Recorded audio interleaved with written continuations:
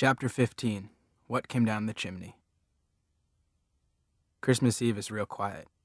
Like Freak says, you could hear a mouse fart, which, even if it is a stupid joke, makes Grim smile and shake his head. Freak and the Fair Gwen have supper with us, and we're all trying to pretend like everything is normal, and nobody says a word about Killer Kane getting out of prison.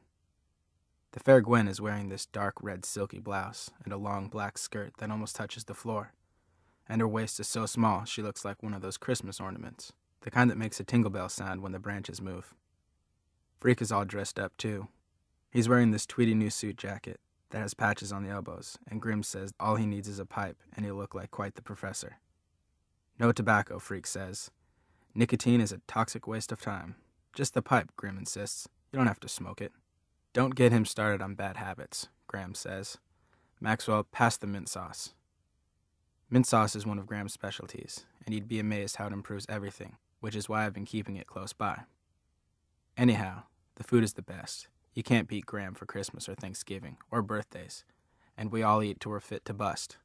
Except the Fair Gwen makes sure Freak doesn't eat too fast. You'd think I was starving him, the Fair Gwen says. Please, sir, more gruel, he says, holding up his plate and making a funny face where his tongue sticks out sideways. And Graham laughs so hard, she has a coughing fit, which makes us all shut up.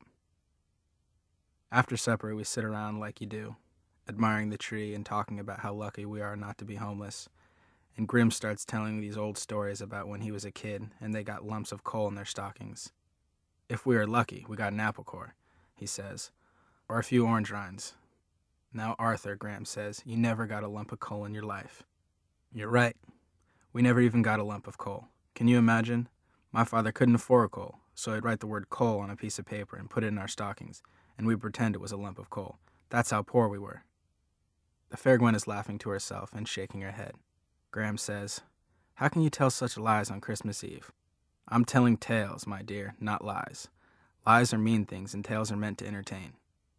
And so we all sit there acting polite and listening to Grim make up stuff no one would ever in a million years believe. And all of us have a cup of hot chocolate and a piece of Russell Stover candy right out of the box, and then it's time to pass around a few of the presents. Graham has this rule that you can open one on Christmas Eve, and you save the rest for morning, which can be tough, deciding what to open first. Grim always starts it off, because like he says, he's really a kid at heart, and he can't stand to wait. From Graham, he gets this woolly sweater that buttons up the front, and he acts surprised, even though he's got about 100 just like it already. Then Graham opens her present for me, which is a bracelet made of shells from beaches around the world, and she right away puts it on and says it's just what she wanted, which is so like Graham. If you gave her an old beer can, she'd act pleased and say it was just what she wanted. Then Freak opens his present for me, and even before he gets the paper all the way off, he gives me this thumbs up and says, cool. It's a gizmo that looks like a jackknife, but really, it's a whole bunch of little screwdrivers and wrenches, and even a little magnifying glass. I'm pretty sure Freak can invent stuff with it if he feels like it. Graham gives the Fair Gwen this scarf that just happens to match her blouse, and everybody goes ooh and ah, and then I finally decide what present to open. Right away you'd know it was something Freak did, because the box isn't square, it's pointed at the top like a pyramid.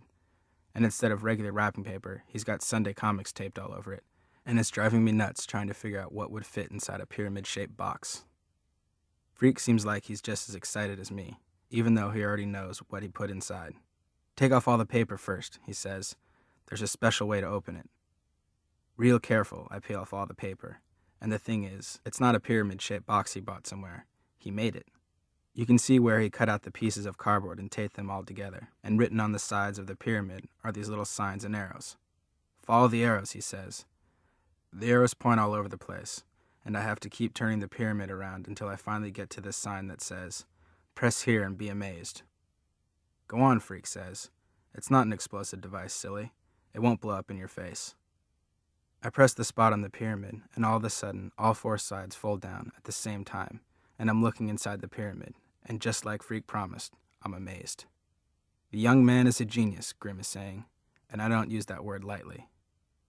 Grim is right about that, because Freak has the whole thing rigged with these elastic bands and paper clips, which is what made the sides unfold all at the same time. And inside is this little platform, and on the platform is a book. Not a normal book like you buy in the store, but a book he made himself. You can tell that right away. It looks so special, I'm afraid to pick it up or I might ruin it. What I did was take all my favorite words, Freak says, and put them in alphabetic order. Like a dictionary?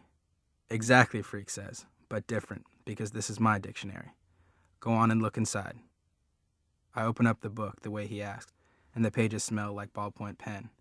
It starts with A, just like a regular dictionary, but as Freak said, it's different. A. Aardvark, a silly-looking creature that eats ants. Arg, what the aardvark says when he eats ants. Abacus, a finger-powered computer.